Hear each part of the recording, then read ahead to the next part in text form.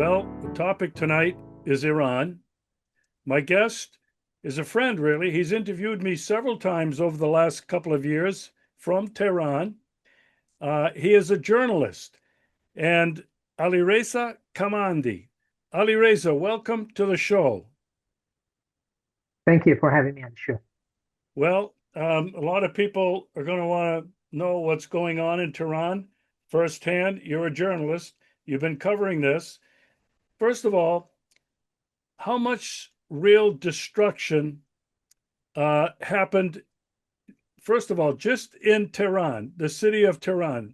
How much destruction, and what is the mood of the people? Okay, so but let me start from this point. Before starting, I think it was the first or the second day of the war that Netanyahu sent a video, and in the video said we just target military bases and military spots in Iran. But what we could see, maybe more than 90% of the targets were just residential areas and residential buildings, and even the Israeli regime targeted, uh, I think, more than five hospitals in Iran and 12 ambulance cars in Iran. So it showed that what he claimed was totally false, and he just targeted, as I said to you, residential areas. But right now, just the time that I'm talking to you, it's the somehow the second day that we passed, and we are still in ceasefire. And Iranian people are really delighted and happy, and they are proud of their armed forces, because the Iranian armed forces could give a big lesson not only to the Israeli regime but also to the United States. And I'm sure they would never dare to uh, attack Iran against, because I can say to you what they uh, thought before attacking Iran was something else. I mean, at first they thought if they attack Iran, they can somehow apply those scenarios that they had in, for example, Lebanon for Hezbollah, and in Gaza Strip.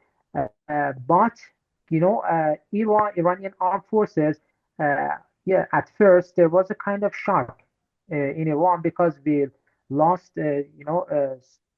more than uh, five Iranian top military officials were assassinated, and but after less than 20 hours, Iran retaliated. So Iran could change the game, and it could get the somehow, I mean, the battlefield in favor of itself. I mean, it changed the equation. And in short and brief, I can tell you both the United States and the Israeli regimes were taken aside by Iranian reaction. So, and after that, Iran, back to back and day by day unveiled new techniques, new missiles, and it gave painful blows to the Israeli regimes. And they realized that they cannot continue the war, because Iranian armed forces targeted several, or maybe tens or hundreds of the espionage bases in the in Israel, and military bases, and those labs were related to producing and making some biological and chemical products for spreading war and killing innocent people, in particular in Gaza. And that's why the United States somehow was forced to enter the war directly. And before that, it just was helping Israel, and it was somehow, behind the front. But when it realized that Israel cannot tolerate the situation, and it is really difficult for the Israeli regime to uh, to somehow stand against Iran, and that was the time that United States, as the main player of this war, entered the war directly, and it bombarded some three Iranian nuclear facilities. And as you know, Iranian armed forces retaliated and gave a very harsh response to the American uh, administration, and it targeted the largest American air base in the Middle East. I mean, Al Udeida, based in Qatar, with I think more than nine very great and very destructive missiles. And United States, Iran imposed a big damage to the United States, and United States realized that it cannot pull Iran's legs, and Iran is really serious. And as you know, it was not the first time that Iran said to the United States that if, for example, America wants to, um, wants to raid Iran from each of its bases in the region, that that base is a legitimate target of Iran. But Donald Trump, the U.S. president, thought that Iran is afraid of the American military power, and Iran will never show any reactions, or Iran will never retaliate. When it realized that Iran retaliated with a new generation of its missiles, it was a time that Donald Trump realized that now it's the time that it has to ask some Persian Gulf governments to mediate, to to hold ceasefire. That time Iran had the upper hand in the war, and Israeli regime was under the attack and fire of a barrage of Iranian missiles. And as I said to you, day by day, Iranian armed forces unveiled new missiles, and with a kind of uh, destruction that was not that was not uh, somehow familiar with the military experts.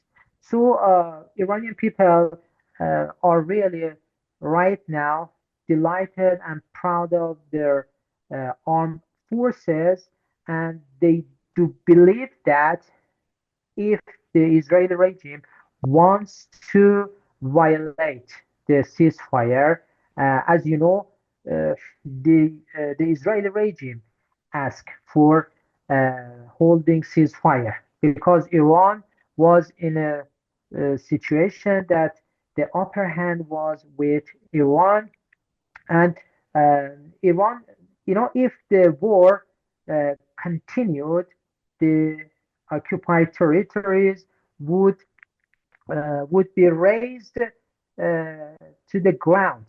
It's without any exaggeration or overstatement.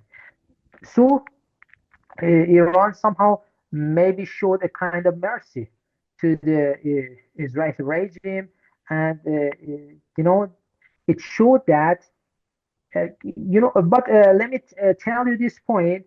Uh, there are some scenarios, or there are some uh, analysis regarding this war. The reason why Israel uh, waged the war was this. The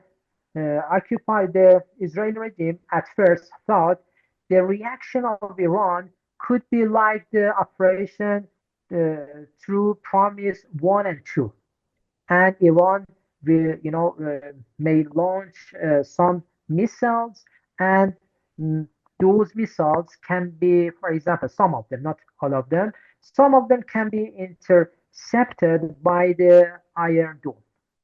But when Iran started the Operation True Promise 3, and as I said to you, it was a new equation for the Israeli regime and the United States because Iran used a new techniques, and Iran could pass easily different layers, defensive layers of Israel.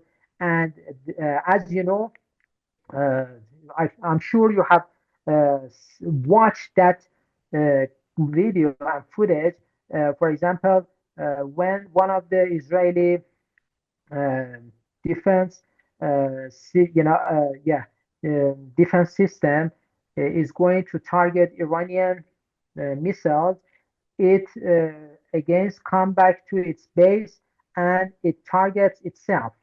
So it shows that how Iranian armed force was really clever for hacking Israeli defense systems, and how Iranian missiles were really smart and really cutting edge for passing those really extensive defensive layers.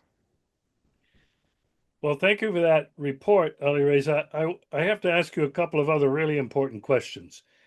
Donald Trump Sure. proclaimed, boasted that he had destroyed Iran's nuclear capability by attacking those three nuclear locations.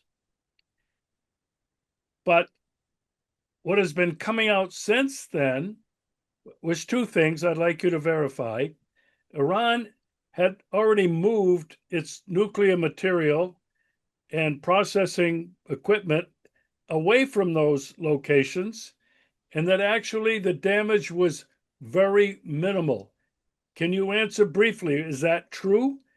That very little happened to those nuclear facilities? Yeah. Good. The main infrastructure of the Iranian nuclear facilities are located underground, and American bunker busters uh, could never reach those places.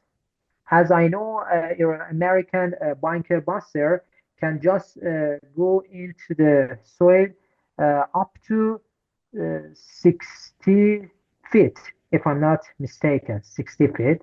But as I said, Iranian nuclear facilities are located underground, and so it is really crystal clear that what Donald Trump claimed is not indeed correct, and just it is claim.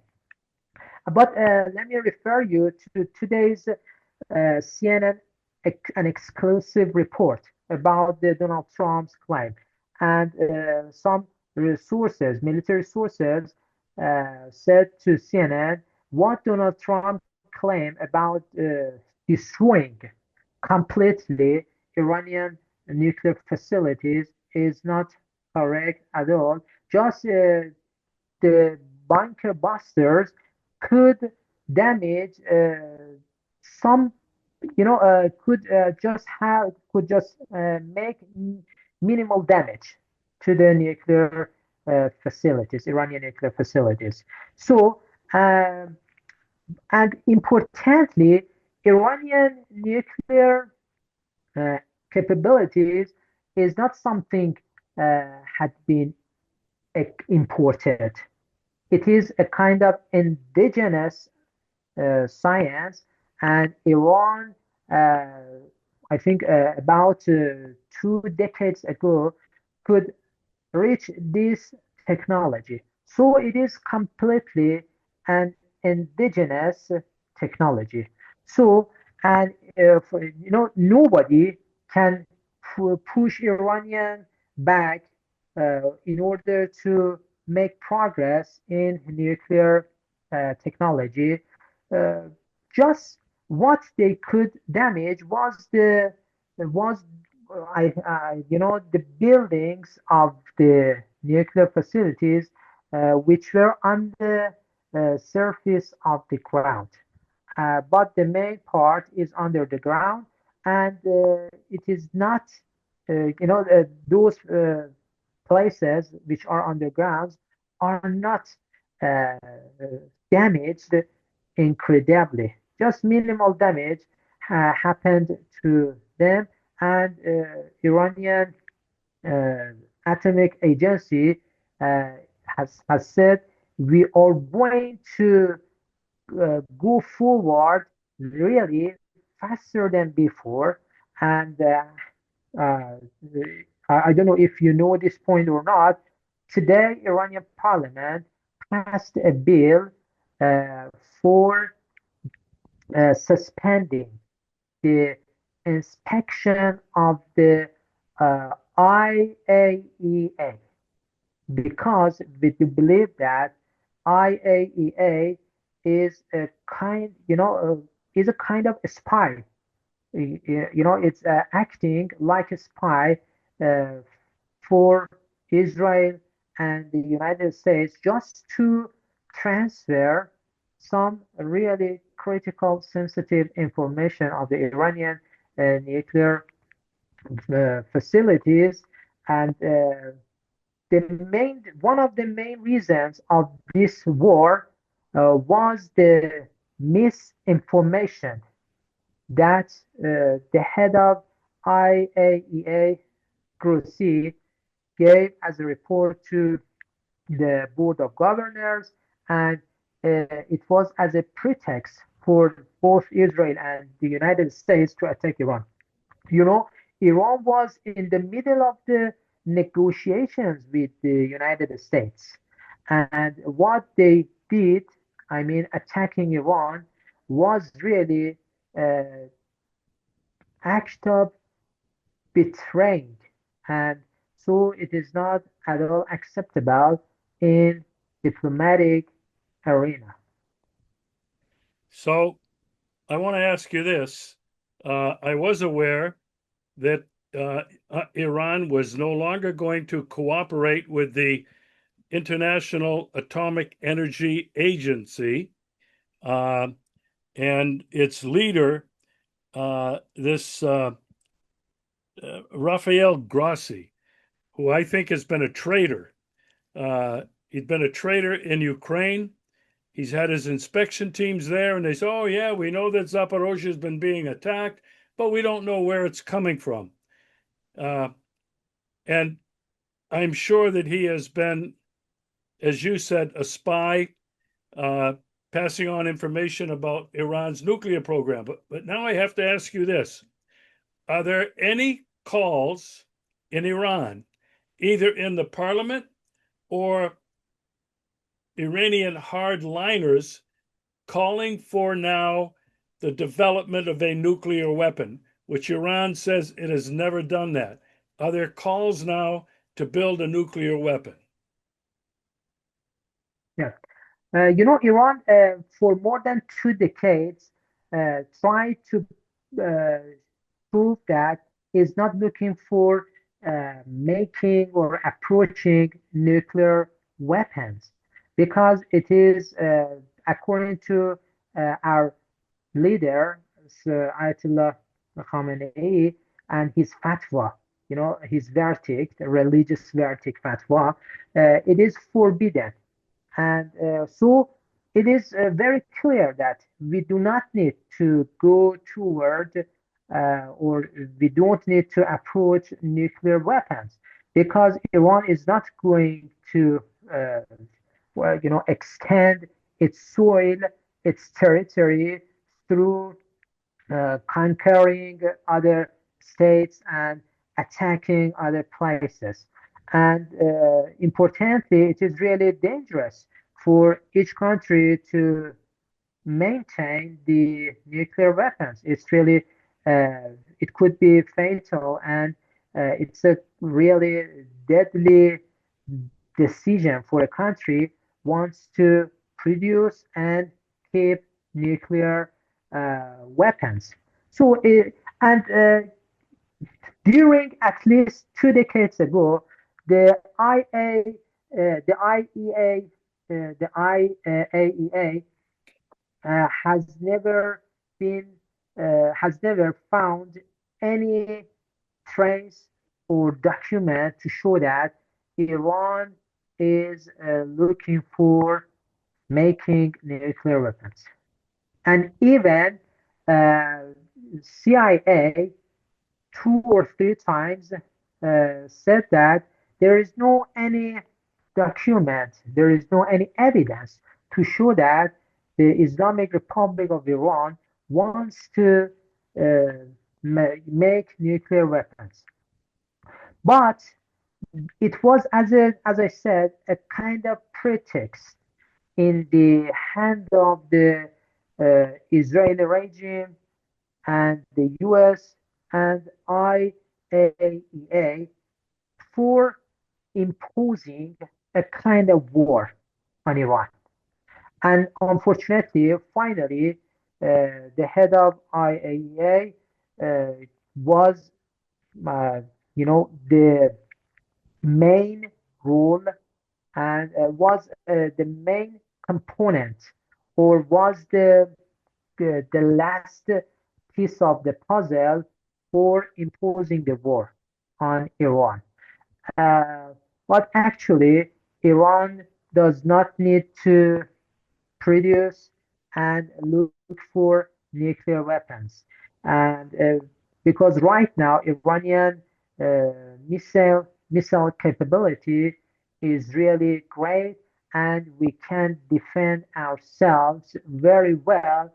And there is no any power, military power, in the region, in the world, can threaten us. So, and it is just a fruitless and a kind of vain claim for just threatening Iran and to show that Iran is a big threat for the region. Yeah, I think Iran did show Israel in the United States and the region that it has the capability with your advanced missile technology and drones uh, to not only defend itself, but defeat an enemy. And I think most objective analysts who do not believe the lies of Donald Trump and his administration, they realize that Iran has inflicted a terrible blow on Israel. Not only Tehran, but the port of Haifa, which is absolutely essential for Israel's economy. Um, they've destroyed much of the infrastructure and airports, as you mentioned. Um, and most people now that I trust are believing that Israel was defeated and the United States and Israel were begging for the ceasefire. Now, let me ask you this. There's a ceasefire in place. Everybody is wondering if it's going to hold. Do you, Alireza, and do you think the people in Iran believe that this war is over? You know, Iranian people and the uh, Iranian government never trust the U.S. and Israel, and we do believe that this ceasefire uh, can be violated anytime. So, uh, Iranian right now, Iranian armed forces hands are on trigger.